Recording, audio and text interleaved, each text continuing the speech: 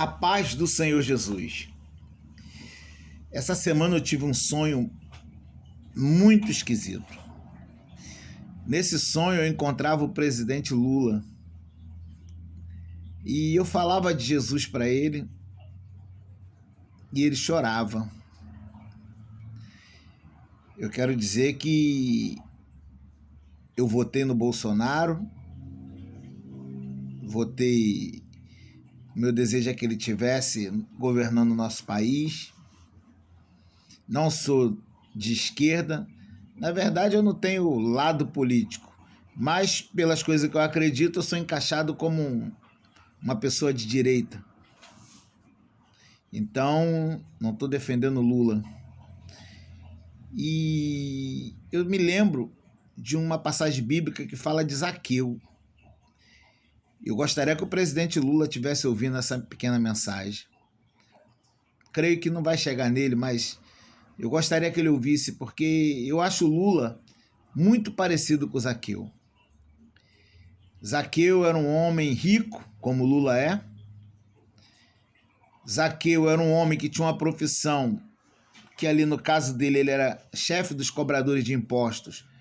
E geralmente as pessoas que eram dessa função eram desonestas, e nós sabemos que o Lula cometeu lá os seus deslizes, os seus crimes pelos quais foi julgado e condenado. E ele sabe disso. Ele pode não admitir isso em público, mas no fundo do coração dele ele sabe o que ele fez.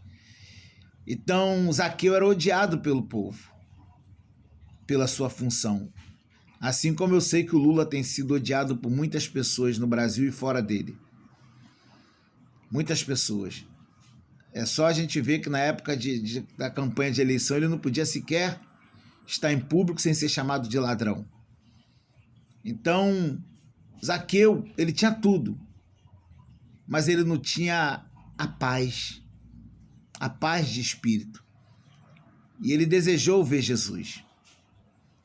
Então, Jesus, conhecendo o coração de Zaqueu, disse: Zaqueu, ele subiu naquela árvore, aquela figueira brava. Jesus falou: desce depressa que hoje me convém pousar na sua casa. E ali a multidão recriminando Jesus, porque dizia que Jesus entrou na casa de um homem pecador.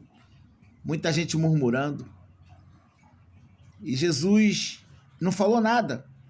Mas Zaqueu se antecipou e disse: Senhor, metade dos meus bens eu dou aos pobres. Ou seja, tudo que eu tenho, que eu demorei anos para conquistar essa riqueza, metade eu dou aos pobres.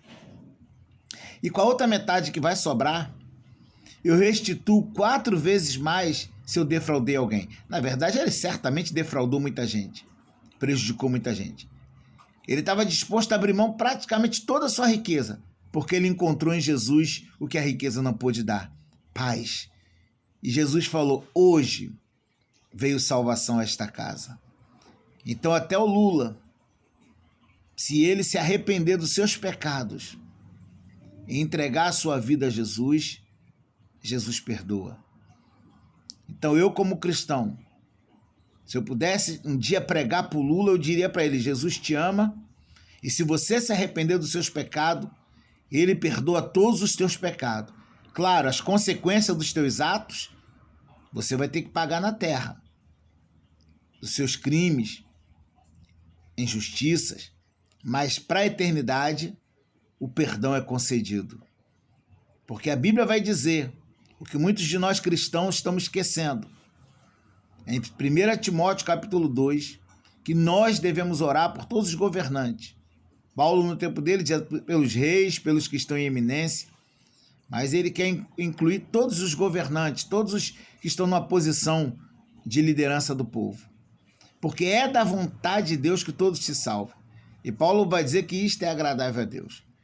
Então, por mais que eu não seja de esquerda, por mais que eu creio que essa eleição não foi uma eleição justa, afinal, alguns ministros do STF lutaram tanto para que não houvesse a implementação do voto, não o voto impresso, mas do comprovante. O voto continuaria sendo na urna, mas com um comprovante de votação. O voto chamado de voto impresso. que daria para fazer uma recontagem do voto. O que dava na urna eletrônica tinha que dar nos comprovantes, nos papeizinhos. Então, por que eles lutaram tanto para não implementar isso? Então, eu não acredito que foi uma eleição justa. Mas o Lula é uma alma. E se até ele se arrepender, por mais que muitos cristãos não aceitem, se ele se arrepender, Jesus perdoa. Porque o único pecado que não tem perdão é a blasfêmia contra o Espírito Santo. Se ele já fez isso, aí não tem perdão. Se Alexandre de Moraes ou qualquer um outro que está cometendo tremendas injustiças em nosso país já blasfemou contra o Espírito Santo, aí não tem perdão. Mas mesmo esses homens, se eles um dia se arrependerem de verdade, a graça e o amor de Deus é tão grande que eles teriam perdão para a vida eterna.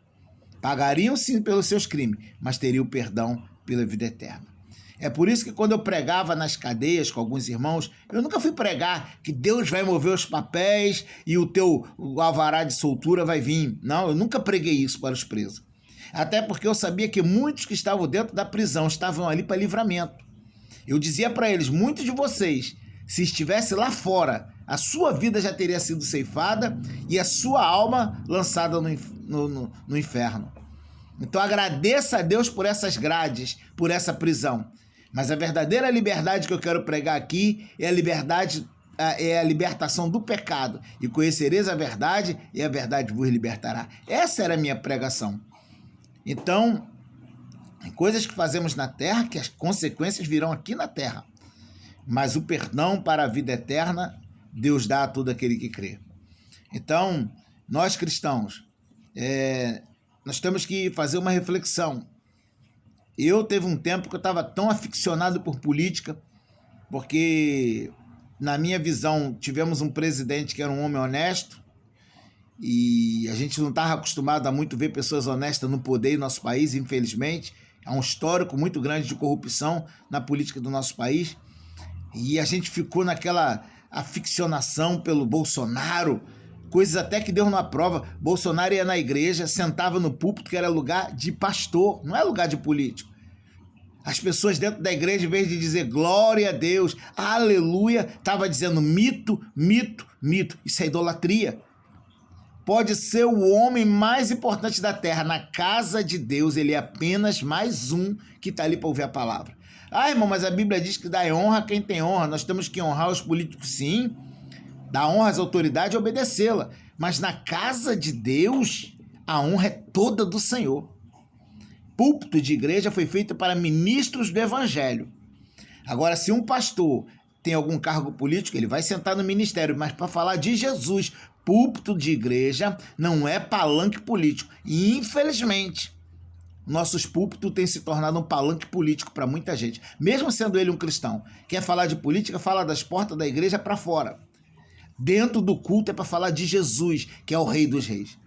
Então eu me perdi um pouco porque compartilhava tantas coisas sobre política, mas a gente já não estava mais compartilhando a palavra de Deus. E Jesus me despertou a tempo. Então você, que assim como eu, não quer ver o Lula no poder nem a esquerda, porque a Bíblia diz que o amor não folga com a injustiça, estamos certíssimos nisso. Estamos certíssimos de não querer ver tanta injustiça, tanta coisa fora da palavra de Deus que está acontecendo no nosso país. Todavia, até esses nós temos que amar.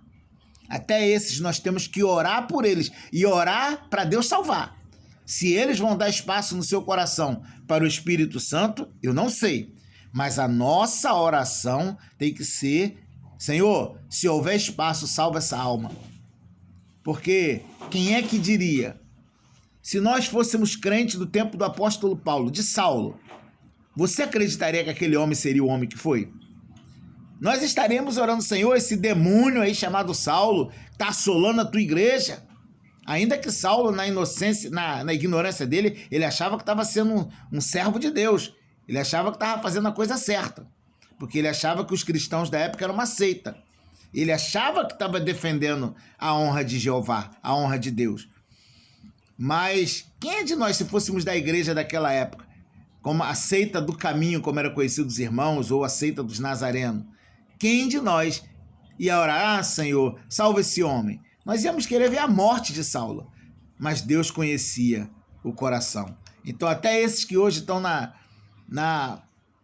contramão da palavra de Deus, se eles se arrependerem de verdade, Jesus perdoa.